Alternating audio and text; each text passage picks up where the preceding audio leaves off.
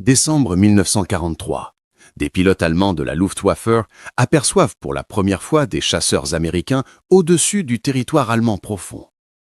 Un avion qui ne devrait pas exister. Un chasseur avec la portée d'un bombardier. À ce moment précis, le destin de la guerre aérienne était scellé. Le 13 décembre 1943, à 9h47 du matin, le lieutenant Hans Ehlers de la Jagdgeschwader 26 effectue une montée d'interception standard au-dessus de Brême. La radio crépite des alertes habituelles. Formation de bombardiers B-17 approchant à 25 000 pieds. Pour Ehlers, vétéran de 312 missions, c'est une routine mortelle mais prévisible. Les escortes alliées traditionnelles, les P-47 Thunderbolt et les Spitfire, abandonnent toujours les bombardiers à la frontière allemande, à court de carburant. C'est là que commence la chasse. Mais ce matin-là, quelque chose est différent. Alors que Ehlers et sa Schwarm atteignent l'altitude d'attaque, ils remarquent des silhouettes inhabituelles entourant les forteresses volantes. Des chasseurs élégants, avec un radiateur ventral distinctif et une verrière cristalline. Ils volent avec une aisance troublante à 7000 mètres d'altitude, là où l'air est si raréfié que les moteurs allemands peinent. Ehlers reconnaît vaguement la forme. Un P-51, ce chasseur américain qu'on disait incapable d'escorter au-delà de 300 km. L'attaque commence. Les Messerschmitt Bf-109 plongent vers la formation. Mais en quelques secondes, tout bascule. Les P-51 ne fuient pas. Ils tournent avec une agilité déconcertante, accélèrent avec une puissance que les pilotes allemands n'ont jamais rencontrée. Le premier Messerschmitt est touché en 15 secondes. Ehlers voit son ailier exploser dans une gerbe d'orange. Il pousse son moteur Daimler-Benz DB605 au maximum, 650 km/h. Le Mustang derrière lui accélère encore, atteignant 710 km/h en palier. C'est impossible. Les rapports du Reichsluftfahrtministerium affirmaient que ces avions n'avaient pas cette capacité. La bataille dure 8 minutes. 3 Messerschmitt sont abattus. Les autres rompent le combat et plongent vers les nuages bas. Ehlers, tremblant, ramène son appareil endommagé à la base de Wevelgem. Dans le debriefing, les officiers du renseignement prennent des notes fébriles. Le P-51B Mustang, équipé du moteur Rolls-Royce Merlin, vient de modifier l'équation de la guerre aérienne. Un chasseur capable d'escorter les bombardiers jusqu'à Berlin et retour, 2500 km d'autonomie, une vitesse maximale de 730 km/h à 7500 mètres, un taux de montée supérieur de 20% aux chasseurs allemands contemporains. Ce jour-là, 54 P-51B du 354e Fighter Group ont pénétré l'espace aérien allemand pour la première fois. Seulement 2 ont été perdus. La Luftwaffe vient de rencontrer l'arme qui va détruire sa suprématie. Les pilotes allemands qui retournent à leur base ce soir-là comprennent qu'une nouvelle ère a commencé. Une ère où ils ne contrôlent plus leur propre ciel. Cette rencontre a changé le cours de l'histoire. Si vous êtes fasciné par ces récits authentiques de la Seconde Guerre mondiale, montrez votre soutien en un seul mot dans les commentaires. Écrivez « Mustang ». Et n'oubliez pas de vous abonner à l'Énigme militaire pour ne manquer aucun documentaire exclusif sur les secrets militaires de l'histoire. Janvier 1944, le Pentagone à Washington reçoit les premiers rapports d'efficacité du P-51 en Europe. Les chiffres parlent d'eux-mêmes. Le taux de perte des bombardiers B-17 et B-24 lors des missions escortées par les Mustangs chute de 9,1% à 3,5%. Le général Henry Arnold, commandant de l'armée Air Forces, convoque immédiatement une réunion stratégique. La décision est prise. Production maximale. 15 000 P-51 seront construits. Tous les groupes de chasse en Europe seront progressivement rééquipés. Le 11 janvier 1944, le général James Doolittle prend le commandement de la 8e Air Forces. Sa première directive bouleverse la doctrine de combat aérien allié. Fini le rôle défensif. Les P-51 ne doivent plus seulement protéger les bombardiers, ils doivent chasser la Luftwaffe jusqu'à l'anéantissement. Doolittle ordonne « Détruisez la force de chasse ennemie là où vous la trouverez, dans les airs, au sol, dans les fabriques. » C'est une guerre d'extermination aérienne. Entre le 20 et le 25 février 1944 se déroule l'opération Argument, que les aviateurs alliés surnommeront Big Week, la semaine grande. 1000 bombardiers lourds attaquent les usines d'aviation allemandes à Regensburg, Augsburg, Leipzig, Gotha. Cette fois, ils sont escortés par 617 P-51 Mustang qui pénètrent profondément en territoire ennemi. La Luftwaffe n'a pas le choix. Elle doit défendre ses usines ou mourir de toute façon par asphyxie industrielle. Le combat est titanesque. Le 20 février, au-dessus de Leipzig, 92 Messerschmitt et Focke-Wulf attaquent la formation. Les P-51 du 357e Fighter Group interceptent. En 23 minutes de combat tournoyant, 17 chasseurs allemands sont abattus contre 4 Mustangs. Le lieutenant-colonel James Howard, seul, engage 40 appareils ennemis pour protéger un groupe de bombardiers isolés. Il en abat 6 et endommage encore 4 avant que ses munitions soient épuisées. Il recevra la Medal of Honor. À la fin de la Big Week, les statistiques sont implacables. La Luftwaffe a perdu 357 chasseurs et 288 pilotes. Parmi eux, 17% sont des pilotes expérimentés, irremplaçables. Les écoles de formation allemandes ne peuvent plus fournir que des jeunes gens avec 50 heures de vol face à des pilotes qui en ont 300. La Luftwaffe saigne à mort. Les usines endommagées tournent à 30% de leur capacité. L'étau se resserre. Le 4 mars 1944, événement symbolique et stratégique majeur, les bombardiers B-17 attaquent Berlin pour la première fois avec escorte complète de P-51 depuis le décollage jusqu'au retour. 884 avions alliés pénètrent l'espace aérien de la capitale du Reich. Hermann Göring, Reichsmarschall et commandant de la Luftwaffe, observe depuis sa terrasse du Karinhall les traînées de condensation dessiner des lignes blanches au-dessus de Berlin. Pour la première fois depuis 1940, des chasseurs ennemis survolent le cœur de l'Allemagne nazie en plein jour. Göring prononce alors la phrase qui résume la fin. « Quand j'ai vu les Mustangs au-dessus de Berlin, j'ai su que c'était fini. » Pour comprendre la domination du P-51 Mustang, il faut analyser la machine elle-même. En mars 1944, la version P-51D entre en service, et c'est cette variante qui deviendra légendaire. Conçu par l'ingénieur Edgar Schmued chez North American Aviation, le Mustang est un paradoxe aéronautique.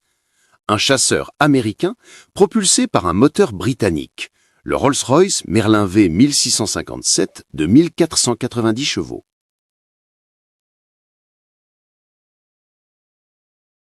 Vous découvrez comment un seul avion a changé le destin de la guerre.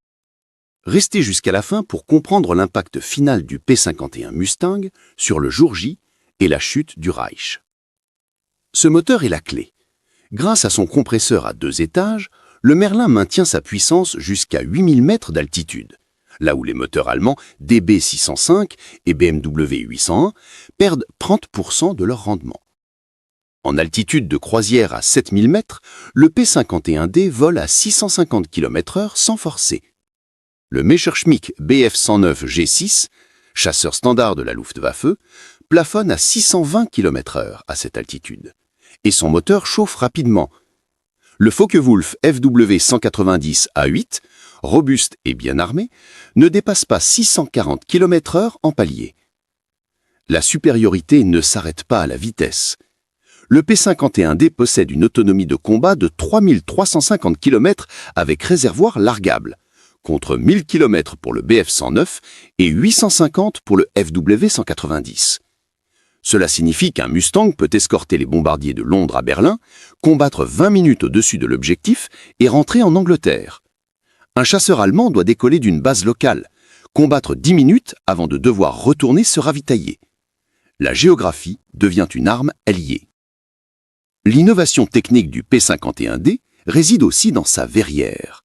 La fameuse Bull Canopy, coupole transparente à 360 degrés, offre aux pilotes une visibilité totale. Les pilotes allemands, eux, avec leurs verrières blindées et armatures épaisses, ont des angles morts mortels. Un Mustang peut repérer, suivre et attaquer depuis n'importe quelle direction. Dans les combats tournoyants, cette visibilité vaut plus de 10 km/h supplémentaires. L'armement est standardisé et efficace. 6 mitrailleuses Browning M2 de calibre 12,7 mm, 3 par aile, avec 1880 cartouches. Cadence de tir combinée, 4800 coups par minute. Les ingénieurs ont calculé que 7 secondes de tir concentré suffisent à détruire n'importe quel chasseur ennemi. Les Allemands, eux, ont opté pour un armement mixte, canon de 20 ou 30 mm mélangé avec des mitrailleuses. Puissant, mais lent à recharger et source de panne mécanique fréquente. Le 8 avril 1944, lors d'un combat aérien au-dessus de Brunswick, le major George Preddy du 352e Fighter Group abat 6 Messerschmitt Bf-109 en une seule mission. Son P-51D, baptisé Crips A Mighty Tree, ne reçoit aucun impact. Preddy terminera la guerre avec 26,8 victoires confirmées, le meilleur score d'un pilote de Mustang en Europe. Ces hommes ne sont pas seulement des as. Ils pilotent la meilleure machine de guerre aérienne de 1944 et ils le savent. Mai 1944, les aérodromes allemands sont devenus des cimetières à ciel ouvert. Le major Günther Rall, troisième as de chasse allemand avec 275 victoires, écrit dans son journal « Nous ne contrôlons plus notre espace aérien. Les Américaneurs vont et viennent comme bon leur semble. Nos jeunes pilotes meurent lors de leur première mission. Les chiffres lui donnent raison. » En janvier 1944, la Luftwaffe alignait encore 2700 chasseurs monomoteurs opérationnels. En mai, il en reste moins de 1500, et la moitié sont cloués au sol par manque de carburant ou de pièces détachées. La tactique alliée est méthodique et impitoyable. Les P-51 ne se contentent plus de combats aériens, ils mitraillent systématiquement les aérodromes à sol, détruisant les appareils au sol, incendiant les dépôts de carburant et tuant les mécaniciens et les pilotes avant même qu'ils ne décollent. Le 21 mai 1944, 12 P-51 du 339e Fighter Group attaquent la base de Gablingen près d'Augsbourg. En 10 minutes, 23 appareils allemands sont détruits, dont 16 n'ont jamais volé ce jour-là. Les pilotes allemands survivants décrivent l'enfer. Ils arrivent en rase-motte à 7 heures du matin quand nous prenons le petit déjeuner. Nous courons vers les abris pendant qu'ils brûlent tout. Les statistiques de pertes racontent une histoire de massacre industriel. En février 1944, les bombardiers alliés perdent 9,1% de leurs appareils par mission. En mars, 3,8%. En avril, 3,5%. En mai, moins de 3%. La courbe de mortalité de la Luftwaffe suit la trajectoire inverse. Les groupes de chasse allemands perdent en moyenne 40% de leurs pilotes chaque mois. À ce rythme, l'Allemagne nazie sera anéantie avant l'hiver. Le système de formation allemand s'effondre également. En 1943, un pilote de chasse allemand recevait 150 heures de formation avant son affectation au front. En 1944, seulement 50 heures. Les instructeurs expérimentés sont rappelés au combat. Les simulateurs manquent de carburant. Un jeune pilote de Bf-109 arrivant dans une Jagdgeschwader en mai 1944 a 87% de probabilité d'être tué ou blessé gravement lors de ses 10 premières missions. Face à lui, un pilote américain de P-51 possède en moyenne 280 heures de vol et a survécu à 30 missions. Hermann Göring, autrefois figure héroïque de la Première Guerre mondiale et architecte de la Luftwaffe, devient un homme brisé. Lors d'une réunion au Berghof le 23 mai 1944, Hitler l'humilie publiquement. « Votre Luftwaffe est une honte. Les Américains bombardent notre ville en plein jour et vous ne faites rien. » Göring, morphinomane et obèse, répond faiblement que ses pilotes manquent de tout. Hitler hurle « Il manque de courage !» La réalité est plus cruelle. Il manque de temps, de carburant, d'expérience et d'avions capables de rivaliser avec le P-51. Le 6 juin 1944, jour du débarquement en Normandie, l'US Army Air Force et la RAF alignent 11 200 avions au-dessus des plages. La Luftwaffe parvient à envoyer exactement 2 chasseurs effectuer une reconnaissance matinale au-dessus de Maha Beach. 2 avions, face à 11 000. Le Feldmarschall Erwin Rommel, commandant du groupe d'armée B, écrit à son épouse « Nous n'avons aucune couverture aérienne. C'est la fin. » La suprématie aérienne alliée, conquise par le P-51 Mustang, rend l'invasion possible. Sans contrôle du ciel, la Wehrmacht ne peut ni se déplacer ni se ravitailler de jour. L'Allemagne nazie vient de perdre la guerre. Et elle le sait. Août 1945. La Seconde Guerre mondiale se termine. Les statistiques finales du P-51 Mustang sont compilées par l'US Army Air Forces Historical Division. 4 950 avions ennemis détruits en combat aérien. 4 130 détruits au sol. 230 000 sorties de combat effectuées. Taux de disponibilité opérationnelle moyen. 84%. Le plus élevé de tous les chasseurs alliés. Coût de production, $50 000 par unité, soit moitié moins qu'un P-47 Thunderbolt. 15 686 exemplaires construits entre 1942 et 1945. Mais les chiffres ne racontent qu'une partie de l'histoire. Le P-51 Mustang a accompli ce qu'aucun autre avion n'avait réussi, rendre la guerre aérienne stratégique possible. Avant le Mustang, les bombardements de jour en Allemagne étaient des missions suicides. En août 1943, lors du raid sur Schweinfurt, les B-17 non escortés perdirent 36 appareils sur 291 engagés, soit 12,7%, un taux de perte insoutenable.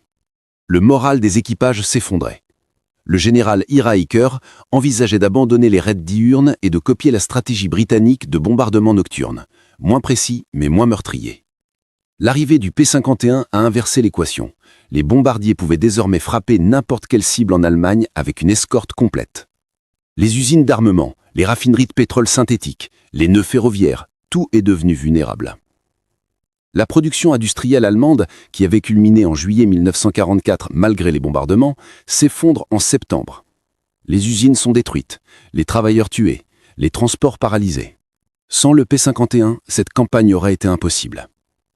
Les pilotes de Mustang sont devenus des légendes. Le colonel Francis Gabreski, 28 victoires. Le lieutenant-colonel John Mayer, 24 victoires. Le capitaine Ray Wetmore, 21,2 victoires. Mais derrière les A se trouvent des milliers de pilotes anonymes qui ont simplement fait leur travail. Escorter, protéger, combattre. 2520 pilotes de P-51 sont morts en Europe. Chacun d'eux a contribué à la victoire. Leurs noms sont gravés dans les cimetières américains de Normandie, de Belgique et d'Angleterre. La technologie du P-51 a influencé l'aviation d'après-guerre. Son design aérodynamique élégant, son moteur performant en altitude, sa portée exceptionnelle, tous ces éléments ont inspiré les premiers chasseurs à réaction. Le F-96 Sabre, dominant de la guerre de Corée, doit beaucoup aux leçons du Mustang. Même aujourd'hui, les ingénieurs aéronautiques étudiaient le radiateur ventral du P-51, chef-d'œuvre de thermodynamique qui transformait la résistance de refroidissement en poussée supplémentaire. Le 13 décembre 1943, le lieutenant Hans Sellers de la Luftwaffe avait vu l'avenir. Il n'avait simplement pas réalisé à quel point cet avenir serait bref et dévastateur pour son camp. Le P-51 Mustang n'était pas juste un avion. C'était la preuve que la supériorité technologique associée à la production industrielle massive et au courage des hommes pouvait changer le cours de l'histoire. En 98 minutes de combat ce jour-là, la Luftwaffe avait rencontré son bourreau. Elle avait encore 18 mois à vivre. Cette histoire authentique démontre comment un seul avion a changé l'issue de la Seconde Guerre mondiale. Le P-51 Mustang a donné aux Alliés la suprématie aérienne qui a rendu la victoire possible. Si ce documentaire vous a fasciné, laissez-nous votre opinion dans les commentaires. Quelle est selon vous l'arme la plus décisive de la Seconde Guerre mondiale? Et pour ne manquer aucune histoire extraordinaire des conflits du XXe siècle, abonnez-vous maintenant à l'Énigme militaire et activez la cloche de notification. L'histoire recèle encore d'innombrables secrets militaires que nous allons révéler ensemble.